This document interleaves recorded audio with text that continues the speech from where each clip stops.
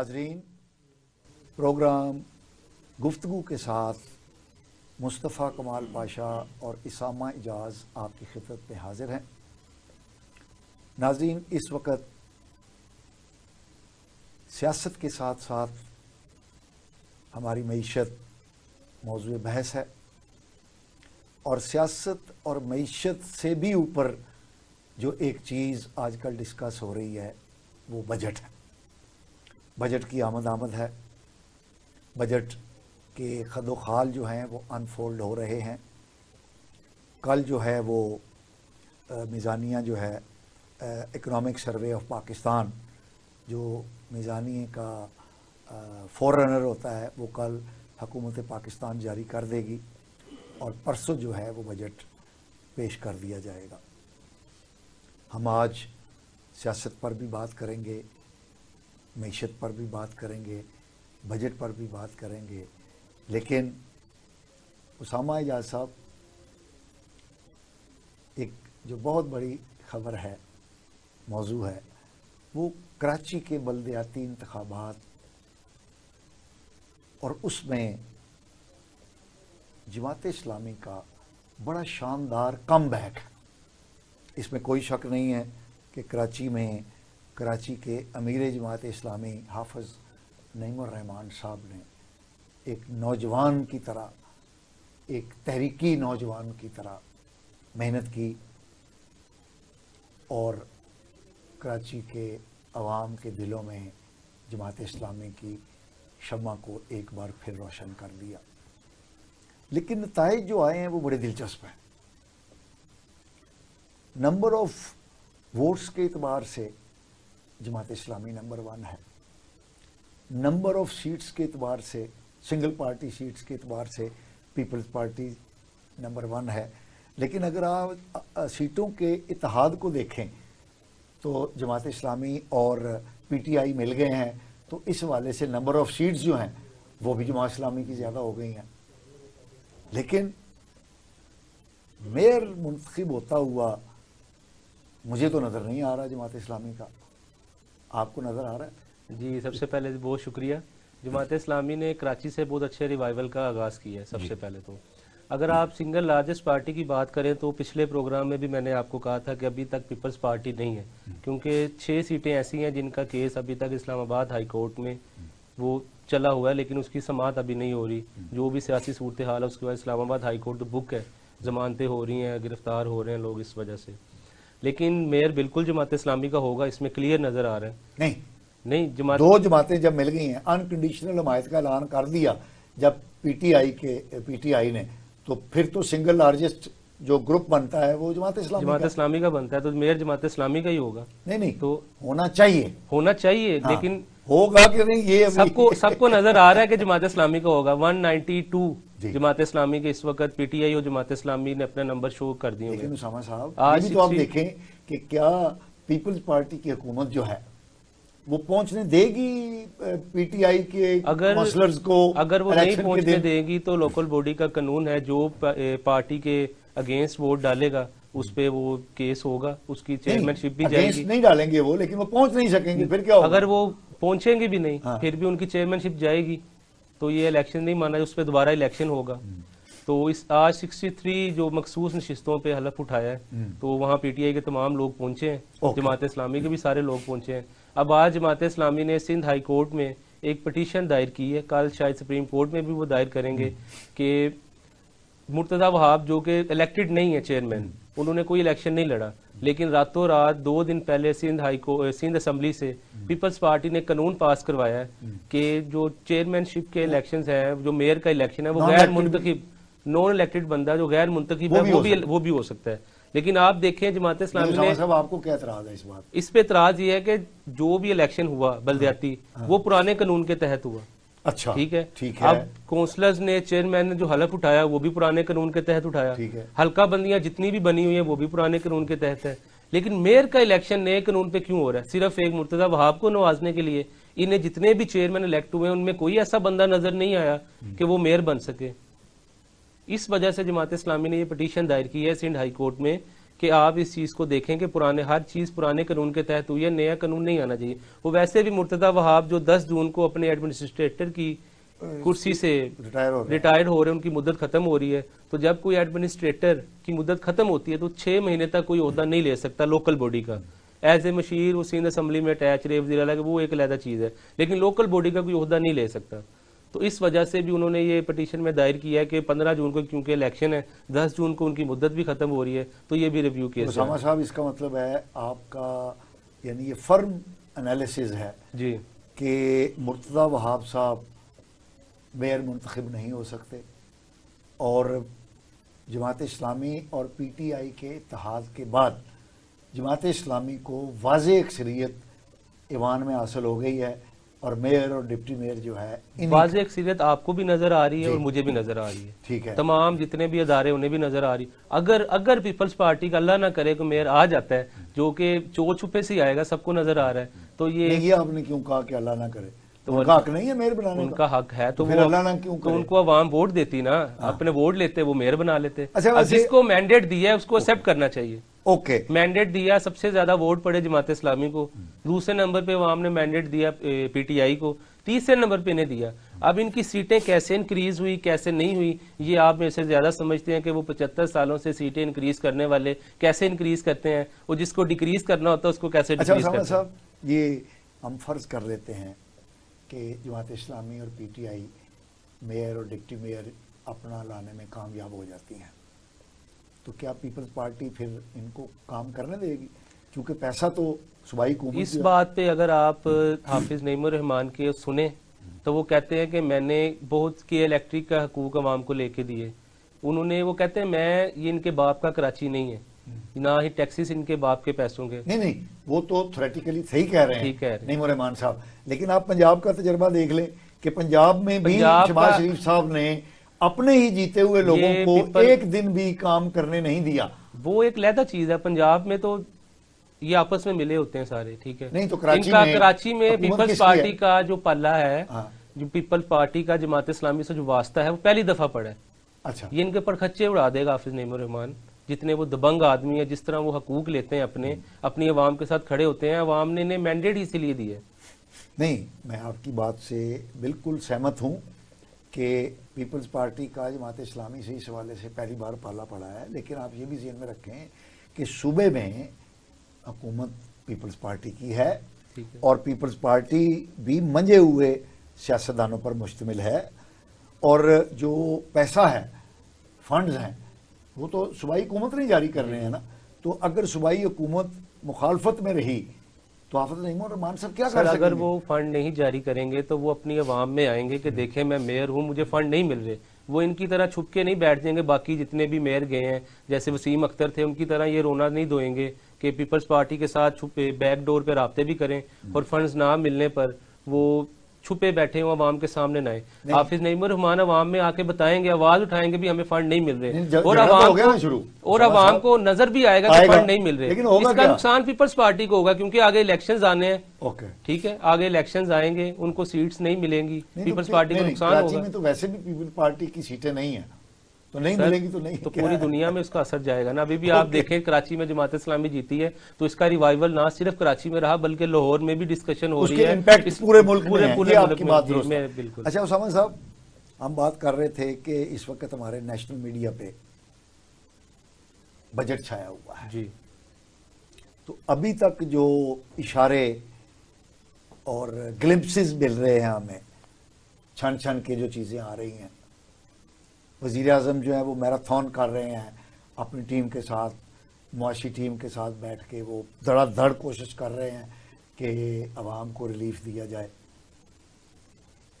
जो इतना बड़ा हुजम उन्होंने रख दिया तरक्याती बजट का, वो भी बड़ा मार्वलस है, और जो उन्होंने टैक्सों का हुजम रखा है वो भी बहुत मार्वलस है।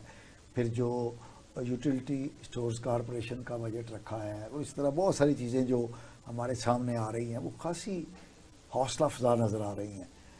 और क्योंकि मौजूदा हुकूमत के पास, नून लीग के पास इसके अलावा कोई चाराकार नहीं है कि वो आवाम को रिलीफ दे, वरना आने वाले दिनों में जो इलेक्शन होने वाले हैं, 13 अगस्त को इस असेंबली की मुद्दत ख़त्म हो जाएगी? मुद्दत तो ख़त्म हो रही है, क्या ये मुद्दत ख़त्म करेंगे? इस पर हम बहस करेंगे, अभी आते हैं। ठीक हो गया। तो थ्योरेटिकली अमलन तो 13 अगस्त को इनकी मुद्दत ख़त्म हो जाएगी और फिर सितंबर अक्टूबर में इलेक्शन हो जाने चाहिए। तो इनके लिए ये बजट आखिरी मौका है अवाम को ये बताने का कि हम आपके खैर खा हैं, वरना 14 महीनों में, गुजरे 14 महीनों में तो इन्होंने अवाम का बुरकस निकाल दिया है। महंगाई के लिहाज से, अशियाए खुर्द-ओ-नोश की महंगाई के लिहाज से, पेट्रोलियम की मसनूआत की कीमतों के लिहाज से, बिजली गैस की कीमतों के लिहाज से, यानी कोई शोबा अवामी मईशत का ऐसा नहीं है जिसका इन्होंने बुरकस नहीं निकाला। तो अब इनके पास ये आखिरी मौका है अवाम को ये बताने का कि हम आपके लिए कुछ करना चाहते हैं। आपको क्या नज़र आ रहा है, आप क्या तवक्को करते हैं कि बजट कैसा होगा? जी बिल्कुल, अभी तक जो जितनी भी खबरें आ रही हैं वो तो आवाम को रिलीफ मिलने की आ रही हैं, क्योंकि अभी थोड़ी देर पहले भी वज़ीर-ए-आज़म ने 30 अरब यूटिलिटी स्टोर्स के लिए मुख्तस कर दिया, जिसमें आम बंदे को घी, आटा, दालें सब्सिडी मिलेगी, बड़ा रिलीफ मिलेगा। लेकिन यहाँ पे सवाल ये है कि इसी नून लीग हुकूमत ने, इसहाक डार ने कितने बजट पेश किए? माजी में 30 से 35 साल तो इनकी हुकूमत रही।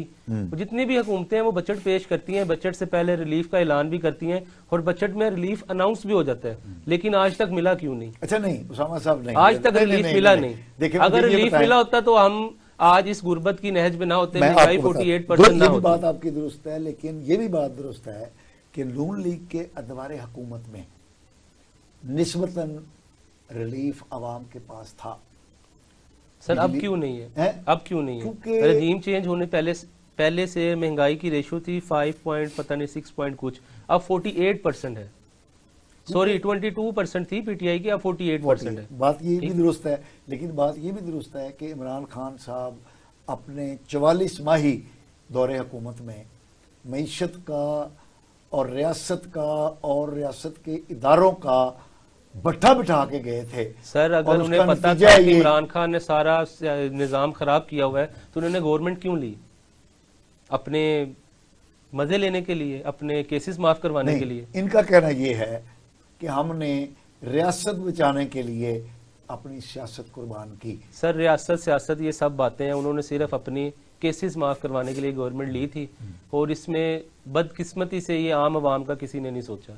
एक साल से आप खुद as a board senior anchor हैं तो आप खुद देखेंगे एक साल से किसी ने भी, चाहे वो इमरान खान हो, जितने मर्जी लीडर, उन्होंने आवाम की बात की? किसी ने भी बात नहीं की। सब अपनी अपनी कुर्सी लेने में मसरूफ है। आम बंदा तो पिस गया। नहीं, इमरान खान साहब ने उनको सांस लेने नहीं दिया ना उन्होंने उसको सांस लेने दिया, ना उन्होंने एक दूसरे की बस लड़ाई लड़े अभी तक जारी है, अभी तक जारी है। लेकिन नहीं, अभी एक फरीक को उन्होंने इतना दबा दिया वो सुकून से अकेला हो गया। उसके तो 5 किलोमीटर के रेडियस पे ना इंटरनेट है, ना उसके पास इनकी कॉल है। अच्छा, आप समझते हैं कि हुकूमत पीटीआई को और इमरान खान को दबाने में, भगाने में, फना करने में कामयाब है? सर अभी तक तो यही नजर आ रहा है कि वो कामयाब हो गई हैं, लेकिन चूंकि इमरान खान साहब एक प्रेशर हैंडल कर, माजी में भी हमने देखा बर्दाश्त कर लेते हैं, वो प्रेशर बर्दाश्त कर लेते हैं और एक नई अवामी कुव्वत लेके बाहर आते हैं। तो इस वक्त भी वो वेट कर रहे हैं अच्छा टाइम आने का। अभी कल शाह महमूद कुरैशी रिहा हुए हैं तो हैरानी हुई कि वो गिरफ्तार नहीं हुए। तो में तो यही खबर तो यही है कि वो कोई पैगाम लेके आए होंगे जेल के अंदर से। 1 महीना उन्होंने गुजारा है, काफी लोग उनसे मिले हैं, तो पैगाम यही हो सकता है कि आप आने वाले दिनों में बड़ा अच्छा रिवाइवल देखेंगे कि पीटीआई को लीड करने वाला कोई एक नया ही शख्स होगा। तो नज़र यही आ रहा है वो शाह महमूद कुरैशी होंगे और इमरान खान ऐसे फिर कौम से खिताब करने सामने बैठेंगे और कहेंगे जी मेरे पाकिस्तानियों में रजा कराना तौर पर मैं अपनी कौम के लिए साइड पे हो रहा हूँ। एक नया वो अपना बनाएंगे स्लोगन। तो मैं याद साहब आपने बहुत खूबसूरत बात कही, मेरी भी इतलात यही है। वैसे तो इमरान खान साहब ये ऐलान 2-3 बार कर चुके हैं कि मैं, वो उन्होंने इशारा दिया है अपने कि अगर मैं गिरफ्तार हो जाता हूं। इतलात ये हैं कि कुरैशी साहब के साथ बैठकर कहा गया है जी कि कुरैशी साहब के साथ बैठकर वो ऐलान करें जी जी कि मैं रजा कराना तौर पर कुर्सी खाली कर रहा हूँ और पार्टी को लीड करेंगे शाह महमूद कुरैशी साहब। क्योंकि शाह महमूद कुरैशी साहब हमेशा एस्टेब्लिशमेंट को काबिल कबूल रहे हैं, उनको ब्लैक एंड वाइट का भी पता है और रेड एंड वाइट का भी पता है। लेकिन इस सारी चीज़ों के बैकग्राउंड में जितनी भी इंस्ट्रक्शंस होंगी वो इमरान खान की होंगी, क्योंकि वोट जो है ना वो है इमरान खान का। अभी भी अगर आप देखें MP MNA को कोई नहीं जानता। अगर आप पोलिंग स्टेशन का विजिट करें ना तो आप किसी से पूछें किसको वोट डाल रहा है, वो कहेगा मैं भाई जी नवाज शरीफ ਨੂੰ पा रहा है, या वो कहेगा मैं इमरान खान को।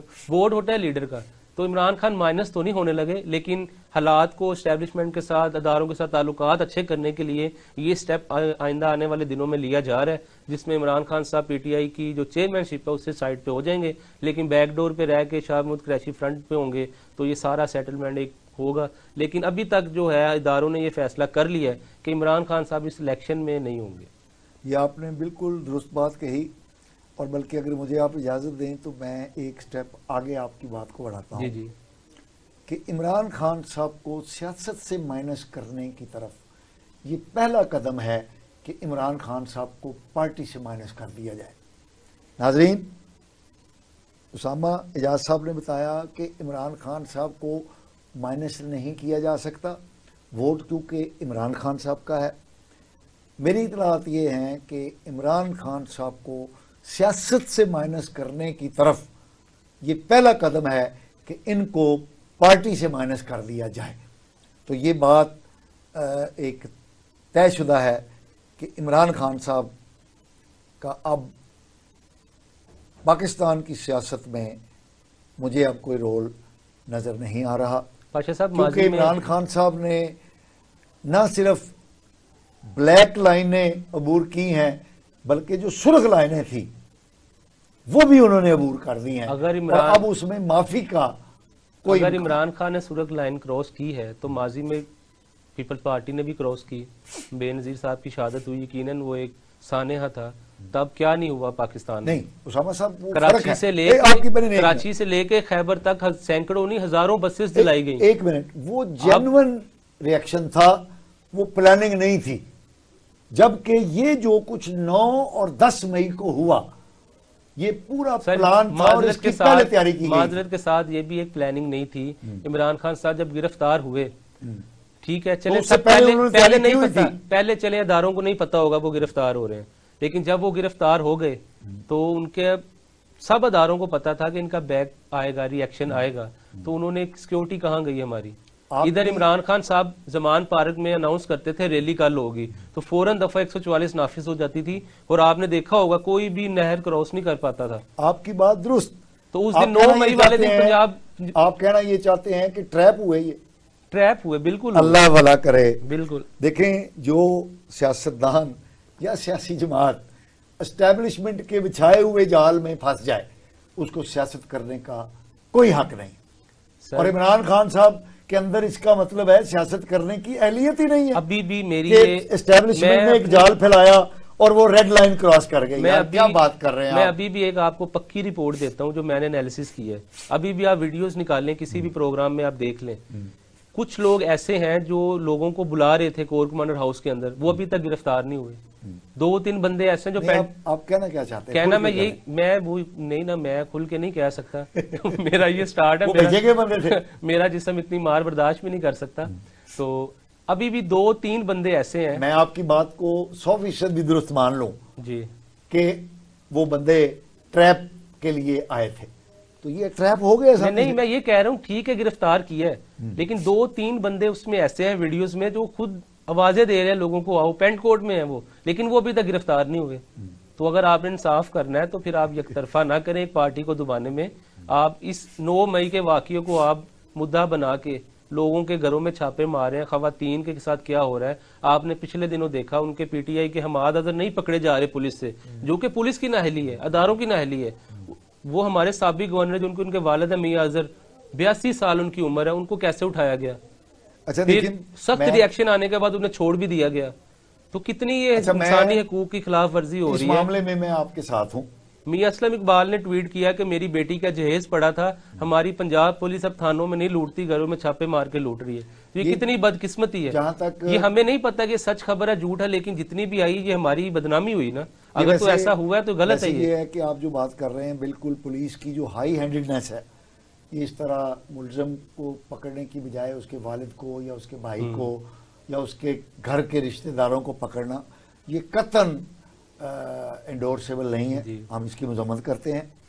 लेकिन हमारी पुलिस ये कोई पहली दफ़ा ही ऐसा नहीं कर रही है, इससे पहले भी पुलिस का यही रवैया रहा है और हम पहले भी उसकी मजम्मत करते रहे हैं और अब भी उसकी मजम्मत करते हैं कि पुलिस को ऐसा नहीं करना चाहिए। लेकिन ये भी बात दुरुस्त है कि पुलिस का ये रवैया खसूसी तौर पर पीटीआई के लोगों के लिए नहीं है, ये नून लीग के लोगों के साथ भी ऐसे ही करते रहे, पीपल्स पार्टी के लोगों के साथ भी ऐसे ही करते रहे, जमात इस्लामी के लोगों के साथ भी ऐसे ही करते रहे। पुलिस की ये हाई हैंडेडनेस जो है ये उनका वतीरा रहा है और हम उसकी ना पहले हिमायत करते थे ना अब हिमायत करते हैं। नाजरीन, मुस्तफ़ा कमाल पाशा और उसामा एजाज की आपसे गुफ्तगू जारी रहेगी। हम एक शॉर्ट ब्रेक पर जा रहे हैं, हमारे साथ रहिए।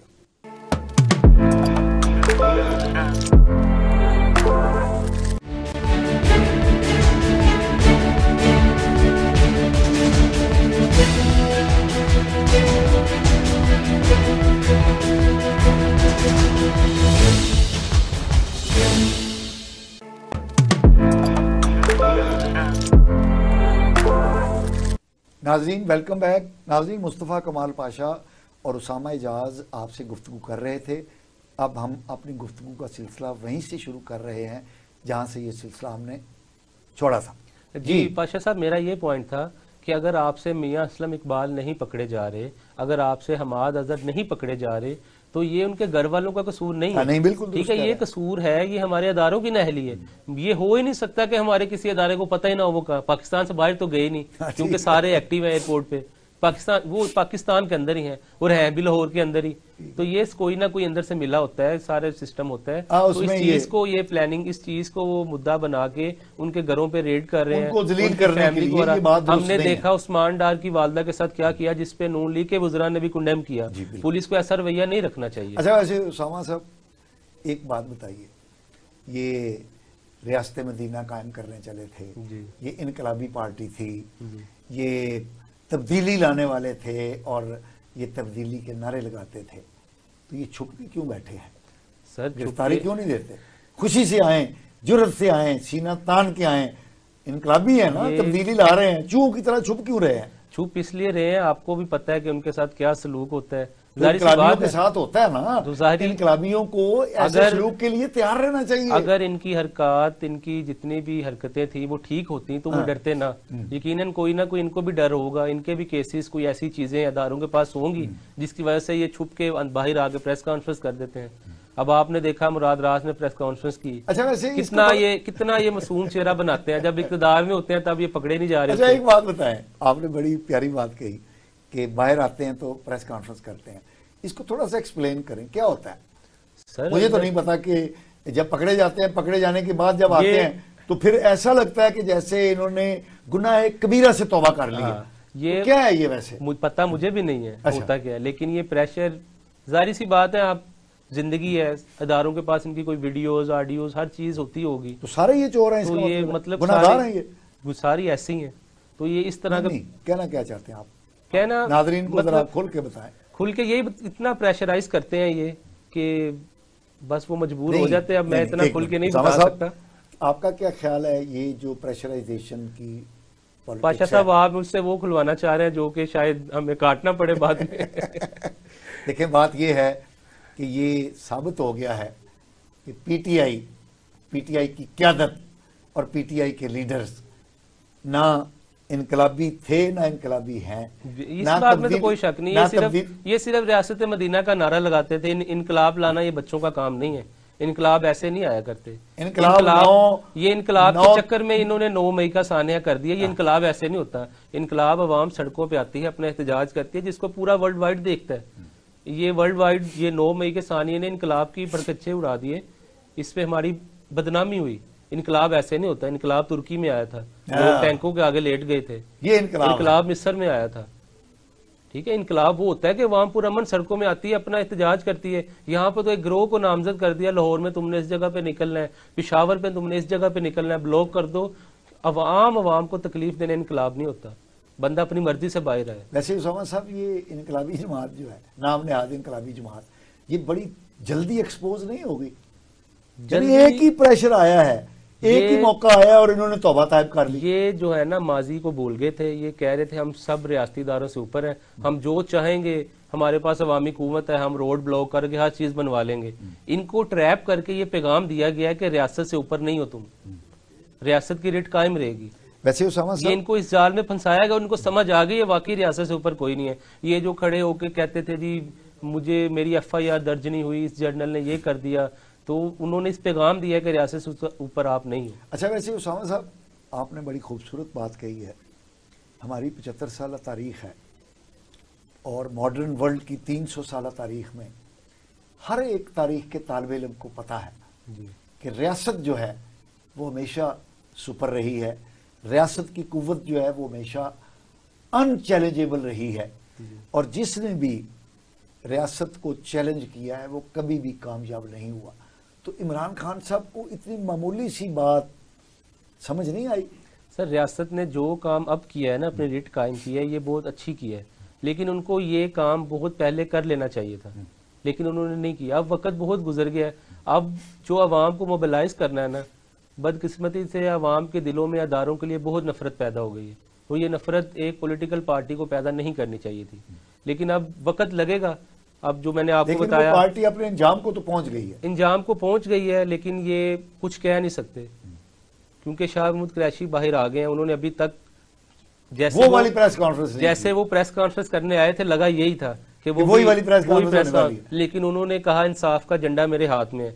उस झंडे से ये एनालिसिस हुआ कि जी मामला तय हो गए हैं, अब प्रेस कॉन्फ्रेंस ही है। प्रेस कॉन्फ्रेंस अब इमरान खान साइड पे होंगे, शाह महमूद कुरैशी लीड करेंगे। अच्छा, तो कल आपने देखा एक नई पार्टी भी बनने जा रही है, जंगीर तरीन अपना एक मुकामी होटल में पार्टी अनाउंस करेंगे, लेकिन उस पार्टी को 8 से 10 साल के लिए तैयार किया जा रहा, आने वाले दिनों में आपको वही पार्टी नजर आएगी। इसका मतलब ये है कि एक नई किंग्स पार्टी जो है, कल उसका नाम अनाउंस होगा। किंग्स अभी हम कह सकते हैं, खलाई मखलूक पार्टी कह लें, किंग्स पार्टी कह लें, लेकिन कल उसमें कुछ कह रहे हैं कि कोई PTI के बड़े शानदार जानदार लीडर भी उस मीटिंग में शामिल होंगे। यानी वही जो बड़े शानदार और जानदार लीडर लोटे घोड़े गधे खच्चर मानकर PTI में शामिल हुए थे, अब वही PTI के लोटे घोड़े गधे खच्चर जो है वो एक, सर ये लोटे खच्चर जितने भी है ना, ये 90s 80s से यूज हो रहे हैं और इनको प्लांट कर दिया जाता है कि आपने इतना अरसा इधर रहना है। आप कहना ये चाहते हैं कि जंगीर खान तरीन जो है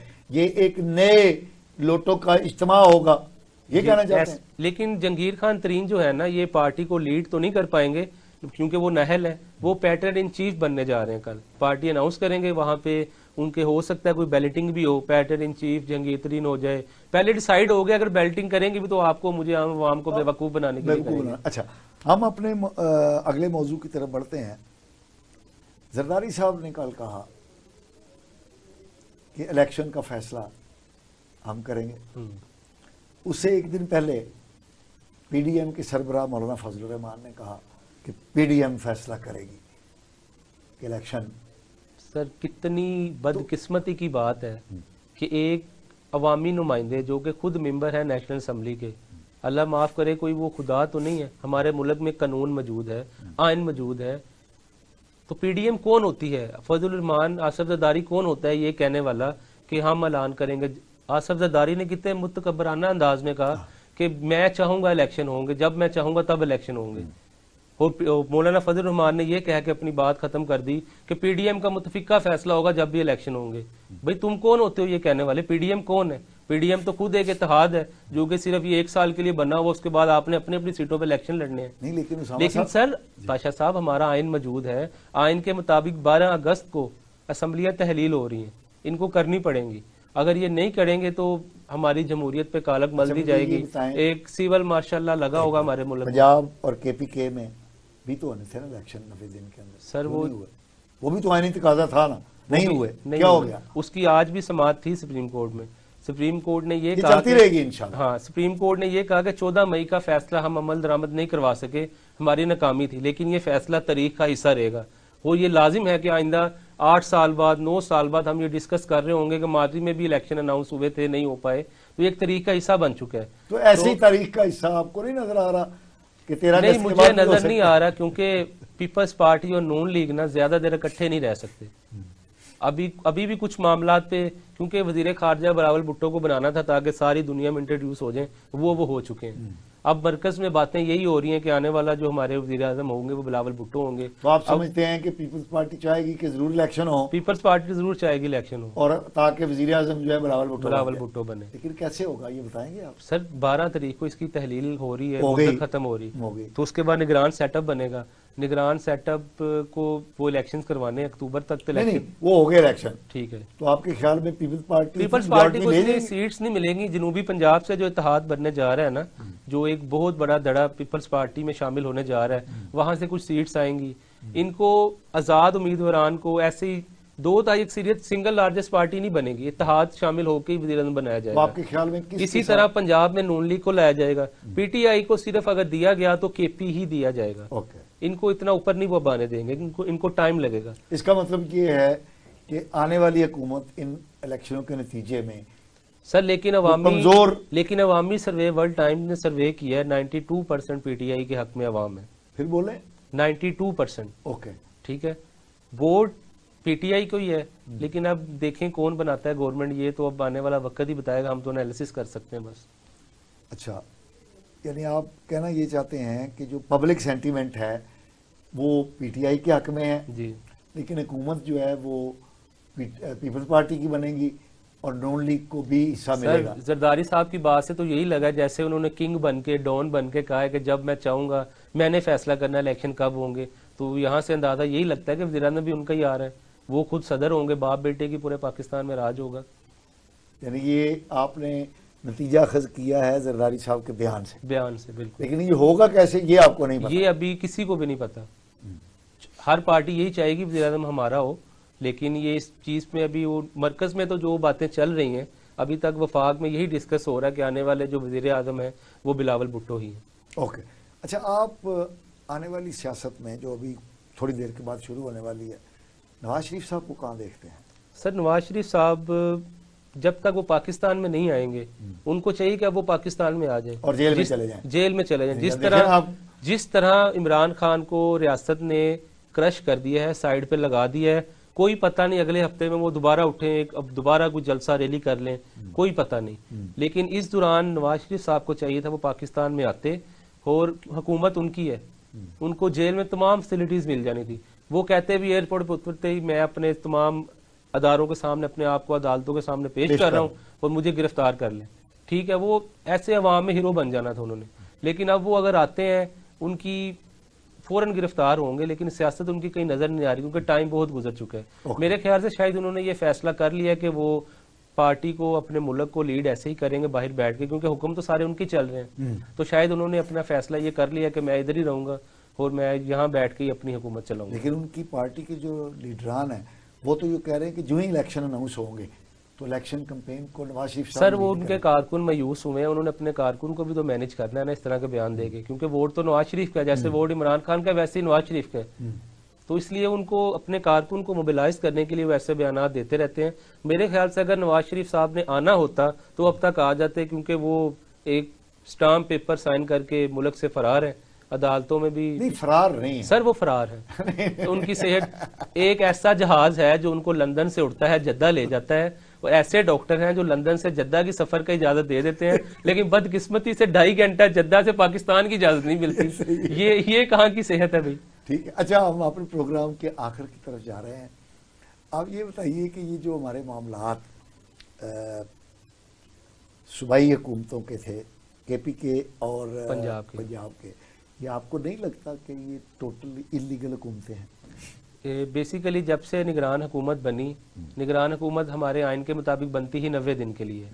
90 दिन खत्म हो गए उसके बाद तो एक सेकंड, निगरान हुकूमत बनती है इलेक्शन कराने के लिए, इलेक्शन करवाने के लिए, लेकिन उसकी मुद्दत आइन में 90 दिन की लिखी है पाशा साहब। इलेक्शन की मुद्दत है, इलेक्शन 90 दिन में होने चाहिए, 90 दिन में होने चाहिए, ये लिखा हुआ है। लेकिन निगरान हुकूमत जो है वो ये इलेक्शन कराएगी, ठीक है। तो अगर इलेक्शन नहीं होते तो निगरान हुकूमत तो फिर कायम रहेगी ना, क्योंकि अपना काम पूरा नहीं वो कर सकती। 90 दिन में इलेक्शन निगरान हुकूमत ने करवाने थे, नहीं करवाए, मतलब उन्होंने इलीगल किया ये काम। एक मिनट, इलेक्शन करवाना इलेक्शन कमीशन की जिम्मेदारी इलेक्शन है। कमीशन की जिम्मेदारी है। इलेक्शन कमीशन को फंड्स किसने देने थे, ठीक है, सिक्योरिटी किसने देनी निगरान थी, हुकूमत ने तो नहीं दी, तो इसमें इलीगल काम किसने किया? इलेक्शन कमीशन ने किया कि निगरान हुकूमत ने किया? अब देखिए ना, ये चिकन और जी, एग का मामला है। यही मामले में तो सुप्रीम कोर्ट पागल हुई पड़ी है। वो समझ, वो कहते हैं हमें इलेक्शन कमीशन को बुलाते हैं, निगरान हुकूमत नहीं दे रही, निगरान आके वफाक पे फेंक देती है, वफाक कहता है हमारा काम नहीं है। तो इसी तरह ये एक खिचड़ी पकी हुई है। तो लेकिन अभी क्योंकि वक्त गुजर गया है, बेसिक मसला इमरान खान को एक साइड पे लगाने का ये था कि वो इलेक्शन का नाम ना ले। और आपने देखा होगा कि कितने दिन हो गए 9 मई के सानिया को, उसके बाद एक दिन भी आपने कोई सुना उनके मुंह से कि इलेक्शन कराओ, पंजाब में करवाओ? वो उनको भूल गए, वो इलेक्शन अब एक साथ में होंगे सारे मुल्क में। आखिरी बात, आप चौधरी परवेज लाई साहब का मुस्तकबिल क्या देख? सर, चौधरी परवेज लाई को तैयार किया जा रहा है।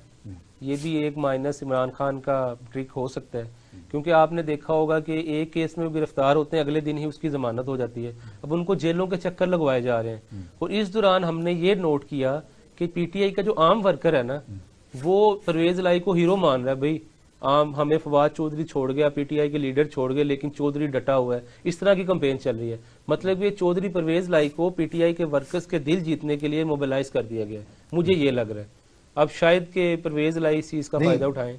वर्कर्स के दिल जीतने के लिए परवेज लाई साहब को लॉन्च कर दिया गया है, पार्टी को जीतने के लिए सर वोट तो वर्कर ने डालना है ना। तो अब इमरान खान को अगर साइड पे करना है, उसका मुतबादिल तो कोई होगा। तो कुरैशी को बना रहे हैं, कुरैशी को बना रहे हैं, लेकिन परवेज लाई को भी तो अंदर रखना है ना साथ में। ओके। चेयरमैन आप समझते हैं कि परवेज लाई साहब को वर्कर कबूल कर लेगा? जब परवेज लाई को वो चाहेंगे ना, वो पीटीआई से साइड पे भी कर देंगे। अभी किसी ने अटैच रखा हुआ है ना, तो वो किसी मकसद के लिए रखा हुआ है। ओके। नहीं तो वो इतनी पुरानी अपनी खानदानी पार्टी छोड़ के पीटीआई में अटैच नहीं हो सकते थे। यानी आप समझते नहीं है कि उन्होंने ये एक बहुत नाजुक फैसला नाजुक वक्त पर? सर, उनके नाजुक वक्त पर यकीनन उन्हें मुश्किलात आई, लेकिन कहा यह जा रहा है कि जब तक परवेज इलाही साहब की बेगम नहीं कहेंगे ना, क्योंकि वो पीटीआई की बहुत बड़ी हामी है, सपोर्टर है, उनके की जो बेगम जोजा मोहतरमा है, उनका जो डायरेक्ट ताल्लुक है वो इमरान खान साहब की बेगम से है, बुशरा बीबी से। अच्छा। तो जब तक वो नहीं चाहेंगी, परवेज इलाही साइड पे नहीं होने वाले। और एक बहुत बड़ा फैक्टर इसमें मोनस इलाही का भी है, क्योंकि वो खुद तो बाहर बैठे हुए हैं। उनको मेरे ख्याल से इश्तिहारी भी करार दे दिया है अदालतों ने, क्योंकि वो पेश नहीं हो रहे मनी लॉन्ड्रिंग के केस में। तो जब तक उनकी बेगम नहीं चाहेंगी, उनका बेटा नहीं चाहेगा, परवेज इलाही नहीं हिलेंगे इधर से उधर। अच्छा, ये आपने बड़ी इंसाफ की बात कही कि हम तो पहले यही समझते थे कि वो अपने बेटे के हाथों मजबूर होके जी तो ये उन्होंने काम किया, लेकिन आप बता रहे हैं कि उनकी बेगम साहिबा भी वो पीरनी साहिबा की। अब वो परवेज इलाही 2 दिन अपने घर के बेसमेंट में छुपे रहे हैं। अब उनके घर का जो बेसमेंट है वो चौधरी शुजात के घर की एंट्रेंस भी वहीं से है, ठीक है, मिला हुआ साथ। अब वो पुलिस चौधरी शुजात के घर में रेड नहीं कर सकते। अगर वो बेसमेंट में जाते, वो हाथा चौधरी शुजात का आ जाना था। तो इस वजह से वो गिरफ्तार नहीं 2 दिन कर पाए। जिस तरह ही वो बाहर निकले, उन्होंने गिरफ्तार कर लिया। तो ये डर के अंदर बैठे हुए थे। तो अब उनको अदालतों के चक्कर इसलिए लगवाए जा रहे हैं कि ताकि वो पीटीआई के वर्कर्स के दिल, ताकि वो भी नहीं, अच्छा, उनको चक्कर लगवाए जा रहे हैं कि वो पीटीआई के वर्कर्स के दिल जीत लें। इसलिए नहीं कि ये प्रेस कॉन्फ्रेंस करें। नहीं, प्रेस कॉन्फ्रेंस उन्होंने नहीं करनी। अगर वो कर भी देंगे तो उनका सियासी कैरियर खत्म हो जाएगा, क्योंकि अब अगर वो करते हैं तो मुस्लिम काफ में वापस जाते हैं, तो उनका अपने हल्के का वोट बड़ा, इस तरह वर्कर इस चीज को पसंद नहीं करता। तो मेरे ख्याल से अब वो जिस तरह उनके साथ हो रहा है, एक केस में फारिग होते हैं, गुजरात के केस में पकड़ लिया, अब लाहौर के केस में पकड़ लिया, फिर गुजरांवाला के केस, अब 3-4 केसेस में उनको अभी तक पकड़ लिया। तो इस तरह मैंने एनालिसिस जो किया कि पीटीआई के वर्कर्स ने दिलों में परवेज इलाही के लिए इज्जत बहुत बढ़ गई है। वैसे तो ये है कि चौधरी परवेज इलाही साहब जो हैं वो माशाल्लाह अच्छे रवादार किस्म के सुलझे हुए और मोतदिल सियासतदान हैं, जो अपने वोटर्स के दिलों में भी बसते हैं, मीडिया में भी उनकी बड़ी इज्जत और रिस्पेक्ट है, और उनका जो माजी है उसमें भी वो एक मोतदिल, मतवाजन और रवादार किस्म के सियासतदान का किरदार अदा करते रहे हैं। और उसामा साहब ने, जैसे नाजरीन अभी बताया, कि उनको तैयार किया जा रहा है कि वो पीटीआई के जो वर्कर्स हैं उनका दिल जीतें, ताकि जब आने वाले दिनों में कभी ज़रूरत पड़े उनको जो फैसला साज कुव्वतें हैं तो वो चौधरी परवेज़ इलाही साहब को इस्तेमाल करके अपने मकासद हासिल कर सके। नाजरीन, मुस्तफ़ा कमाल पाशा और उसामा इजाज़ की गुफ्तगू जो है इख्तिताम पजीर होती है। ये गुफ्तगू हमने आपके लिए की। आप हमें अपने ख़यालात से आगाह कीजिएगा। अगले प्रोग्राम तक के लिए इजाज़त दीजिए। अल्लाह नेगहबान।